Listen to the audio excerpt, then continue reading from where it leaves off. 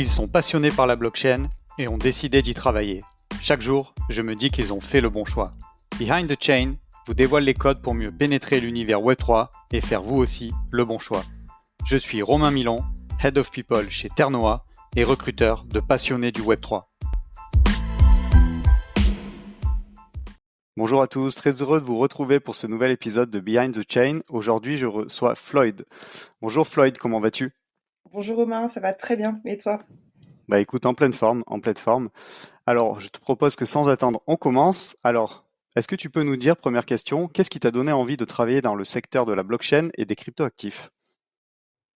Alors, j'ai regardé ce que c'était déjà un premier temps. C'était en 2016 lorsque je faisais mes études à la Sorbonne en monnaie, banque, finance, assurance. Donc, c'est l'un des grands masters en finance en France qui propose un cursus assez large sur ce pan d'activité et sur l'économie. Donc, c'est à ce moment-là, en 2016, que j'ai entendu parler de Bitcoin et de ses particularités. Le fait que ce soit une monnaie décentralisée qui n'est régie par aucun État, par aucun organisme institutionnel. Bon, je t'avoue que de prime abord, en fait, j'avais trouvé ça assez particulier, donc je m'y étais pas forcément intéressée. Et c'est en 2020, lorsque j'en ai reparlé avec des connaissances, que je me suis dit qu'il y avait peut-être quelque chose à creuser. D'ailleurs, c'était aussi à ce moment-là qu'on a eu le confinement, donc ça tombait à point nommé pour pouvoir investiguer un petit peu plus la question et voir ses particularités. Et c'est là vraiment que j'ai découvert le Bitcoin, que j'ai découvert ses particularités. Ça m'a réellement donné envie d'en parler, de partager mes connaissances et d'approfondir également mes connaissances. Donc, j'ai fait pas mal d'événements autour de la crypto-monnaie pour expliquer quels étaient les enjeux, les objectifs, quelles étaient les technologies derrière. Je parlais aussi énormément de projets. Et c'est ma rencontre en fait avec Vitalik Buterin à l'ETHCC de 2021, en juillet dernier, à la Maison de la Mutualité à Paris. En fait, Vitalik Buterin arrivait à ma droite et donc je l'ai interpellé, je lui ai dit que je le suivais beaucoup, que j'aimais beaucoup son actualité et son site internet sur lequel il met en avant pas mal de contenu sur différents sujets et sur différentes orientations de l'univers crypto et notamment de l'univers Ethereum. Et c'est à ce moment-là, en fait, que lors de notre échange, que j'ai vraiment eu le déclic et que je me suis dit il y avait quelque chose à creuser. Bon, je me suis pas lancée tout de suite.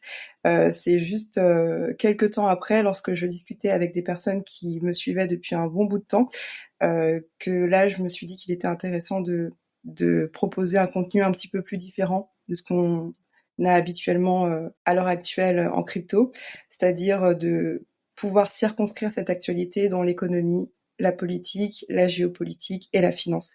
Parce que c'est des éléments qui sont malheureusement peu connus ou, on va dire, peu maîtrisés. Et c'est dommage parce que c'est en passant par ces fenêtres, ces secteurs en fait d'activité, c'est en connaissant réellement les tenants et aboutissants dans ces secteurs-là qu'on saisit réellement l'importance de la crypto-monnaie. Donc c'est comme ça que je me suis lancée dans mon média et c'est à ce moment-là que je me suis totalement dédiée à cette tâche. Si je reviens du coup sur ton cours de finance traditionnelle dont tu nous parlais, ça veut dire que déjà à cette époque-là, en 2016, il y avait une initiation ou en tout cas vous étudiez, on va dire, un peu les fondements de Bitcoin? Alors il n'y avait pas réellement d'initiation, c'était à l'occasion d'un seul cours en amphithéâtre. Et ça avait duré même pas 30 minutes, hein, donc on n'était pas réellement rentré dans le sujet, c'était juste pour mettre en relief à ce moment-là un fait d'actualité. Donc c'était au niveau de la... Donc là, en fait, on parlait de la crise de 2011 et 2012 des dettes souveraines. Et c'est là, en fait, que notre professeur a eu l'idée de nous introduire Bitcoin et de nous montrer quelles étaient les différences entre le système monétaire traditionnel et le système... Donc, c'était réellement pas quelque chose de prévu, je pense, dans le programme. C'était quelque chose qui venait s'ajouter à ce qu'on devait apprendre. et je pense que les curieux ont continué à creuser le sujet et d'autres l'ont laissé de côté mais connaissaient l'existence de Bitcoin. Ok, donc ça veut dire 2016 première initiation, ensuite tu continues voilà à te former, à découvrir tout cet univers, et puis il y a la rencontre avec Vitalik qui fait que finalement tu décides à ce moment-là de te lancer. Est-ce que tu peux nous expliquer aujourd'hui voilà qu'est-ce que tu fais et peut-être nous en dire un peu plus sur le lancement de ton média, l'éclairage crypto? Oui, tout à fait. Alors, à l'heure actuelle, donc, je suis fondatrice et rédacteur en chef pour l'éclairage crypto. C'est un média qui est tourné vers l'essentiel de l'actualité crypto. Donc, en fait, on ne propose pas toute l'actualité, mais on se focus en fait sur une actualité concrète qui est à destination des entrepreneurs et des particuliers qui seraient curieux d'en savoir plus sur l'écosystème. Donc, on a vraiment un angle d'attaque un petit peu différent des médias traditionnels qui eux vont couvrir toute l'actualité quelle qu'elle soit, alors que nous en fait on va vraiment se focaliser sur des actualités qui nous paraissent pertinentes, les développer et aussi parler de ce qui se passe autour, donc au niveau économique, géopolitique si jamais effectivement il y a des sujets à ce niveau-là, ou aller un petit peu plus loin, parler de politique, parler de ce qui s'est passé avant, parler des perspectives. Donc c'est vraiment ça le cœur de la thématique du média l'éclairage crypto. Bravo pour ce média en tout cas et le courage de t'être lancé. Tu pourrais nous dire concrètement comment tu as fait pour passer de l'intention à l'action, parce qu'on imagine que lancer un média c'est quand même beaucoup d'efforts. Nous raconter voilà les tout débuts. Est-ce que tu as fait une preuve de concept? Comment tu as voilà rédigé les premiers articles? Je pense que c'est intéressant pour ceux qui nous écoutent. Effectivement, c'était pas facile et d'ailleurs il est encore en phase de lancement. Pour lancer un média, c'est quand même relativement compliqué parce qu'il y a quand même un certain nombre de normes qui régissent la presse en France. Au-delà de ça, on a aussi des aspects techniques qui font que c'est quand même compliqué de mettre en place le site internet, de mettre en place tous les canaux de distribution pour les actualités, donc les réseaux sociaux, gérer les réseaux sociaux autour, etc. Et puis aussi, comme tu l'as souligné, la rédaction des articles qui est pas forcément ce que je faisais en fait au quotidien. Donc j'étais pas du tout familière à l'idée d'écrire des articles comme ça à la chaîne tous les jours, en écrire un, deux ou trois par jour. Et au début, ça me prenait énormément de temps. Donc j'y passais énormément de temps, tout simplement. Et ensuite, au fur et à mesure, j'ai pris le pli et là, c'est devenu un peu plus naturel. Et d'ailleurs, j'aime beaucoup écrire à côté, donc c'est quand même assez, c'est devenu un peu plus facile, on va dire, qu'au début. Mais c'est vrai que les débuts sont toujours un petit peu laborieux parce que on sait pas trop où on va, on sait pas trop si le contenu qu'on propose est intéressant et bien formalisé, si on passe le bon message.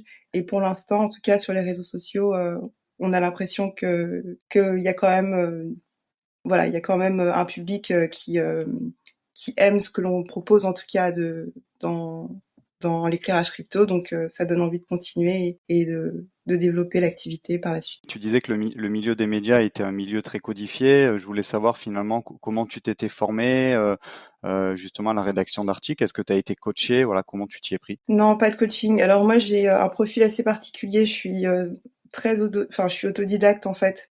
Donc j'ai beaucoup de facilité en fait à investiguer sur internet, à regarder ce qui marche pas, à faire des tests, à faire un petit peu de tests en fait de mon côté et à voir si ça fonctionne, si c'est adapté.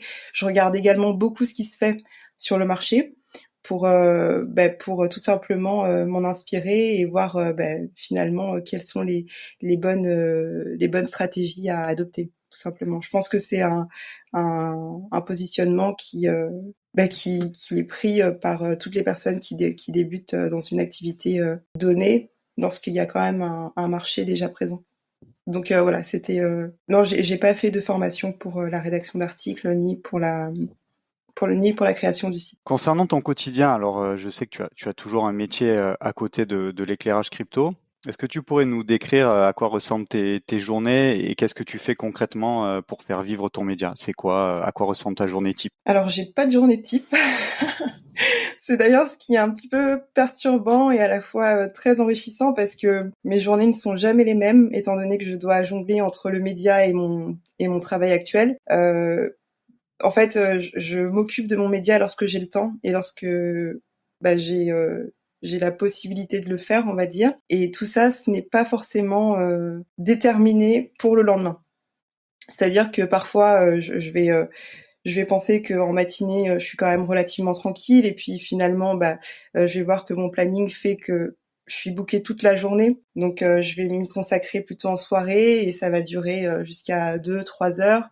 Et après, il y a des journées où ça va être un peu plus light et où je pourrais me concentrer un peu plus pleinement, quoi. Mais voilà, c'est un petit peu mouvementé. La gestion du temps, elle n'est pas forcément celle que j'avais prévue lorsque je démarrais le média. Parce que pour moi, en fait, il me suffisait en fait de déterminer des plages horaires sur lesquelles je travaillerais sur le média en parallèle de mon travail. Mais en fait, c'est beaucoup plus complexe que ça parce que il y a quelques en fait, il y a des imprévus de part et d'autre.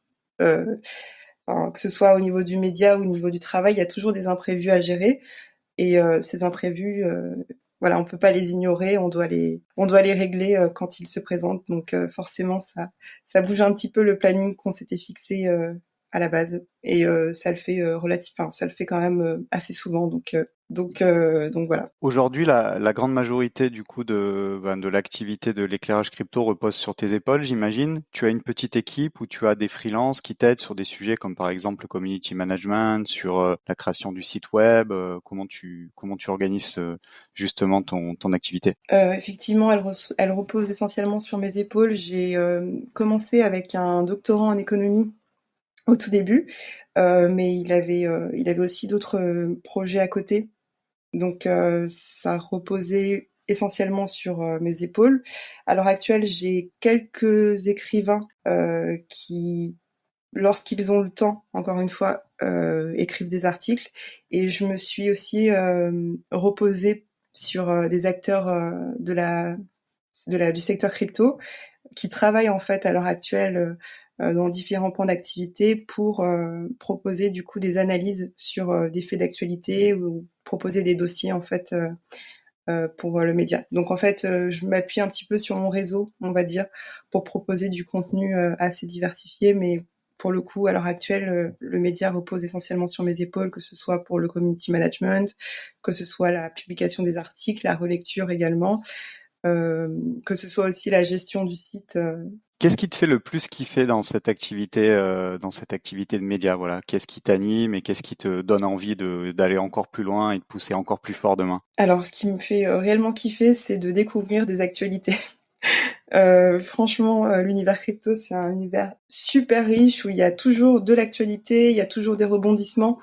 Il y a aussi toujours le moyen, en fait, d'en apprendre encore un peu plus et de réviser ses connaissances.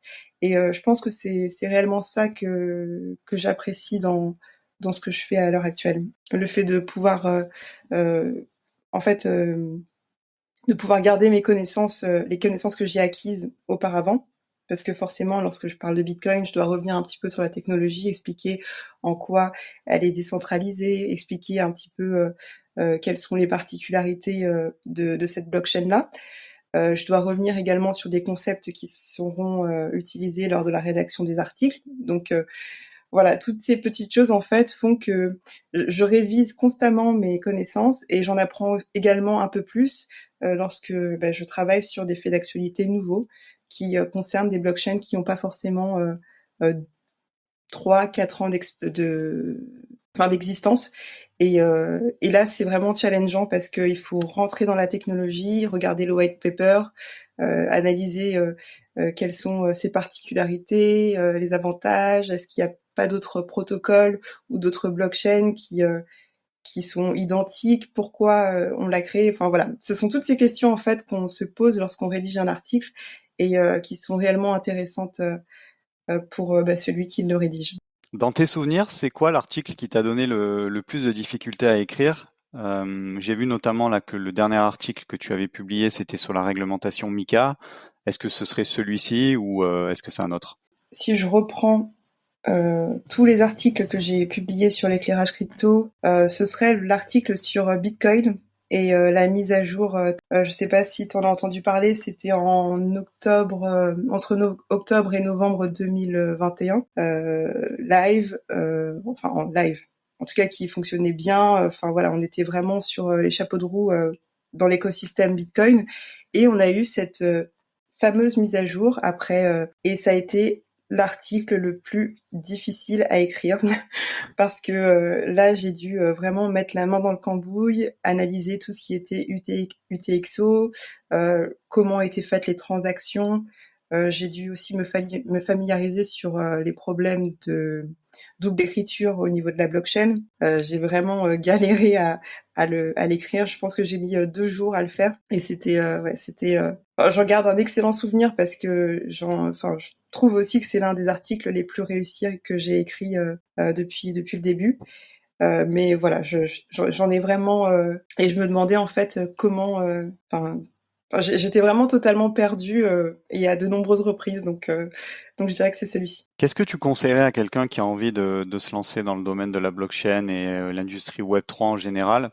Alors pas forcément dans le milieu des médias, mais j'imagine que tu rencontres beaucoup de monde. Voilà, quelqu'un qui sort de l'école ou qui a, je sais pas, une quarantaine d'années, qui a envie de se reconvertir, tu lui donnerais quoi comme conseil pour arriver à se faire une place dans le secteur? Alors, ce que je lui conseillerais, c'est de se former de manière officielle, pas forcément comme ce que j'ai fait moi, parce que ça prend énormément de temps et je pense que c'est une opportunité à saisir quand même dans un cadre serein. Après, moi, j'étais entourée de pas mal d'acteurs crypto déjà, donc j'ai pu être orientée sur les bons sites, par exemple les sites officiels de Ethereum, les sites officiels de Bitcoin ou ce genre de choses. Donc ça m'a permis de monter en compétence assez rapidement, mais au-delà de ça, je pense qu'une réelle formation bien cadrée avec un programme bien structuré qui permette de comprendre la technologie vraiment petit à petit et par la pratique. Là, je pense que c'est vraiment, je pense que c'est essentiel en fait pour quelqu'un qui débuterait dans la crypto. Et la qualité, je crois, pour une personne qui voudrait travailler dans ce domaine, ce serait d'être quand même humble et d'être prêt à toujours en apprendre sur la technologie. Et ça c'est crucial parce que la crypto-monnaie, c'est un environnement tellement complexe. Je pense que c'est un peu plus complexe que la finance, avec ses propres codes, avec son propre jargon. Il y a des subtilités qui sont à tous les niveaux.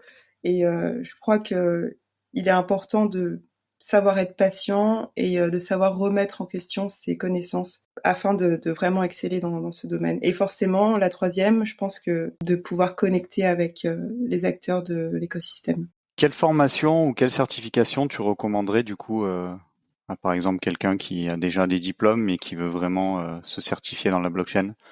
Tu en as en tête? Oui, tout à fait. Alors, en certification française, vous avez l'ALIRA de la blockchain. Donc, c'est une école de certification pour professionnels qui propose 3 types de formations. Une première pour devenir consultant blockchain, une seconde pour être développeur blockchain, et la troisième, elle est plus axée sur la finance décentralisée. Vous avez aussi l'INSEAD, qui propose à l'heure actuelle également une formation sur la blockchain afin de devenir consultant à l'heure actuelle. Après, je t'avoue que, en fait, moi, étant donné que j'ai fait ma formation de moi-même, j'ai pas forcément en fait eu recours à des supports français.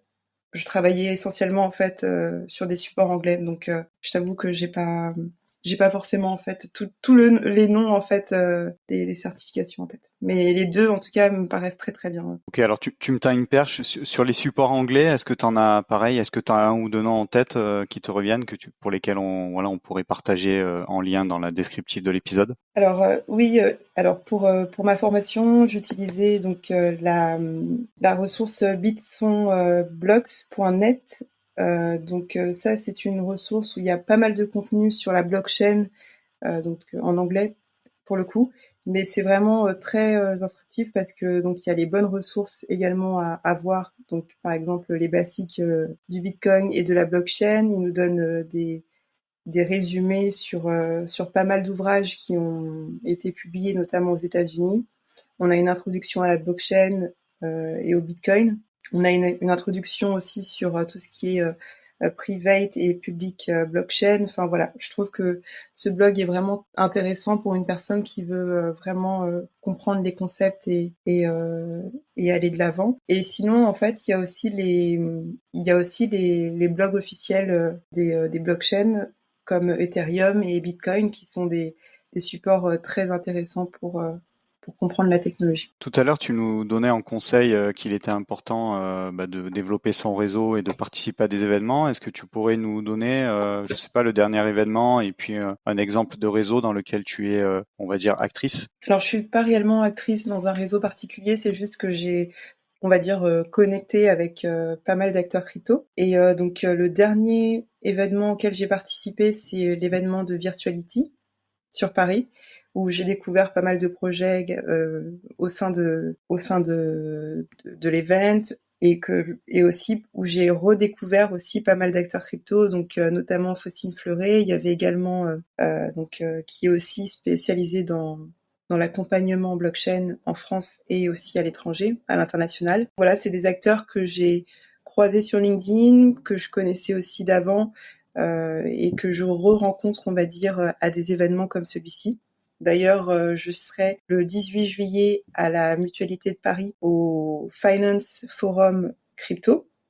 C'est un événement annuel qui est organisé par l'ADAN, l'Association du développement pour le développement du numérique, des actifs numériques en France. Et à l'occasion de cet événement, il y a l'opportunité de rencontrer des acteurs. D'ailleurs, c'est un article qu'on a publié sur notre média afin d'informer du programme, des personnes qui seront présentes et expliquer un petit peu le contexte qu'il y a derrière, parce que c'est un événement annuel qui en fait est dans la continuité de l'ETHCC. Donc l'ETHCC, c'est l'Ethereum conférence qui se déroule chaque année et qui réunit tous les acteurs du monde entier, toujours à la Mutualité de Paris. Et donc dans la continuité de ce que fait la DAN, parce que donc la DAN c'est le lundi et puis du mardi au vendredi on a l'événement Ethereum qui se déroule au même endroit. Donc c'est vraiment sur une semaine on a un événement made in France qui rassemble tous les acteurs de la sphère crypto et qui est ouvert aussi à tout le monde. Donc n'hésitez pas. Enfin, j'invite tout un chacun à reprendre connaissance et à prendre son billet pour y participer, parce que c'est vraiment des événements super intéressants où on apprend énormément sur l'écosystème et où effectivement on se fait du réseau aussi, parce qu'on rencontre toujours les mêmes personnes, on discute avec certains voisins qui ont aussi des projets qui font écho ou non aux nôtres, et c'est comme ça qu'on se tisse son réseau. Donc si j'avais un conseil à donner, ce serait de se déplacer, de ne pas avoir peur ou honte de le faire. C'est toujours le bienvenu d'aller au front et voilà, d'aller parler aux personnes qui sont là dans l'écosystème. Merci du coup pour ces infos. Oui, effectivement, moi je ne peux que partager le fait que c'est important de sortir et d'aller rencontrer du monde. C'est comme ça qu'on avance et qu'on s'enrichit effectivement. Tu dirais que c'est qui t'inspire le plus dans le secteur? Tu parlais tout à l'heure de Vitalik Buterin. Est-ce que c'est lui ou quelqu'un d'autre? Et surtout pour quelle raison? Voilà, Alors qu'est-ce qui oui, en parlant de t'inspire chez Vitalik cette personne? Buterin. Oui, effectivement. Alors, en fait, Vitalik Buterin, il m'a donné le déclic, mais c'est pas lui qui m'a. Enfin, ce qui m'a vraiment motivée, c'était les échanges que j'avais avec des personnes qui me suivaient, tu sais, qui me suivaient en fait dans les événements que je faisais autour de la blockchain, et c'est lorsqu'en fait j'ai compris qu'il y avait peut-être un besoin au niveau de tout ce qui était connaissances économiques, politiques, etc. Donc c'est là qu'est m'est venue l'idée concrète en fait, même si effectivement j'ai été totalement conquise par Vitalik. Alors à l'heure actuelle, en fait, la personne qui me qui me fascine, c'est Ambre Soubiran. Je sais pas si tu vois qui c'est. C'est la CEO en fait de Keko, qui est un fournisseur de données de marché, un petit peu l'équivalent d'un Bloomberg cryptographique.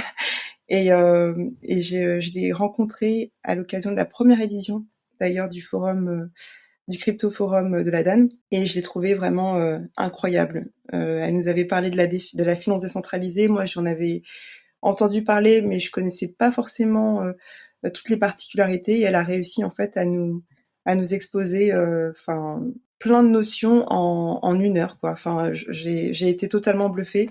J'aime beaucoup aussi son parcours, la manière dont elle appréhende le secteur et comment aussi elle se positionne.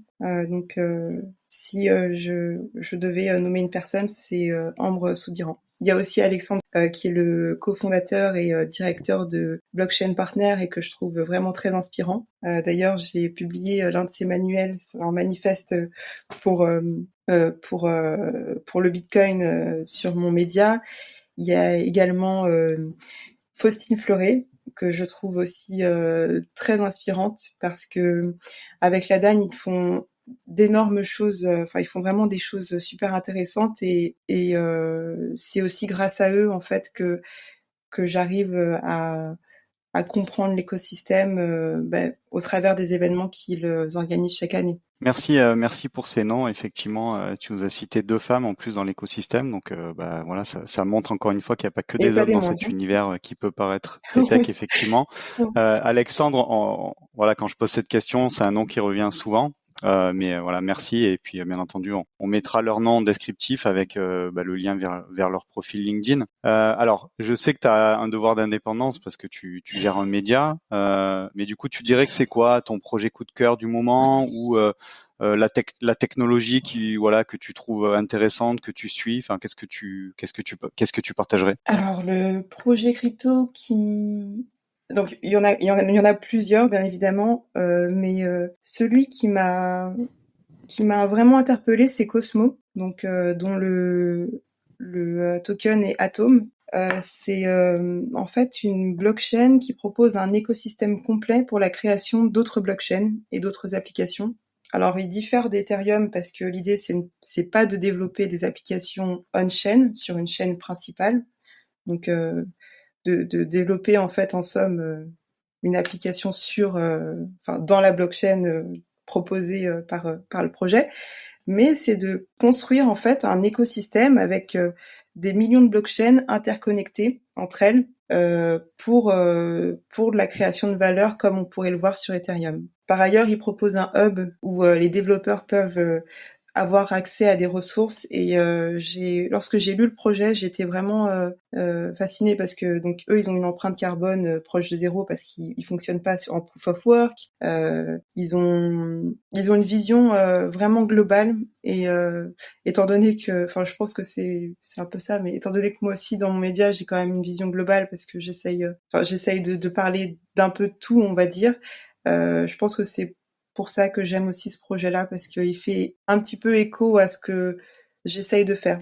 Bon, à sa manière, bien entendu, parce que là, on est quand même dans quelque chose d'assez technique, mais voilà, c'est le projet que j'apprécie particulièrement dans l'écosystème crypto. Entre autres projets, bien évidemment, mais celui-ci, lorsque je l'ai découvert, il m'avait quand même interpellée, quoi. J'étais vraiment fascinée à la lecture du white paper.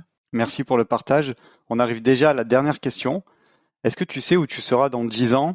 Ou peut-être, je sais pas aujourd'hui, si tu devais dire, tiens, ma situation idéale dans 10 ans pour l'éclairage crypto, ce serait ça, ou moi je me vois bien à telle place dans l'écosystème. Voilà, qu'est-ce que tu me dirais par rapport à ça? Alors, très bonne question. C'est une question d'ailleurs qui est un petit peu délicate. Je dirais que personnellement, je me vois pas forcément. On va dire que j'ai plus d'espoir pour la technologie et ce qu'elle pourrait engendrer comme changement que sur moi-même, ma position. Si tu m'autorises à répondre plus dans ce sens-là, je dirais que dans 10 ans, je me vois face en fait à des bouleversements majeurs dans plusieurs secteurs d'activité et j'espère en fait que finalement la cryptographie aura apporté son lot de potentialités dans ces secteurs-là et qu'on aura avancé sur pas mal de questions économiques et sociales. et notamment écologique également, parce que c'est très important de se pencher sur ce sujet et de le prendre à bras le corps dès maintenant. Donc voilà, j'espère que la technologie aura aussi contribué à l'écologie, parce que ce qui est intéressant et on ne montre pas forcément, il y a pas mal de projets crypto qui sont verts, on va dire. Bon, ça c'est une chose, mais il y a aussi des projets qui œuvrent euh, pour euh, pour la mise en place en fait de mécanismes en fait qui permettraient d'économiser en gaz, en énergie, qui permettraient aussi de repenser la manière dont on travaille et d'économiser sur la consommation qu'on a au quotidien. Comme par exemple l'envoi des mails, etc. Tout ça, c'est des pans d'activité qui sont en discussion et j'espère que la cryptographie aura permis des bouleversements à ces trois niveaux, donc économique, social et également écologique. Très bien, bah écoute, merci beaucoup Floyd pour ton temps. C'était un chouette moment. Voilà, j'ai beaucoup apprécié cet échange avec toi. J'espère que tu as passé un bon moment aussi. Oui, très, très, très. Merci beaucoup en tout cas pour l'invitation. C'était vraiment intéressant. Excellent. Eh ben écoute, je te dis à très bientôt et puis je souhaite bonne chance et beaucoup de succès à l'éclairage crypto.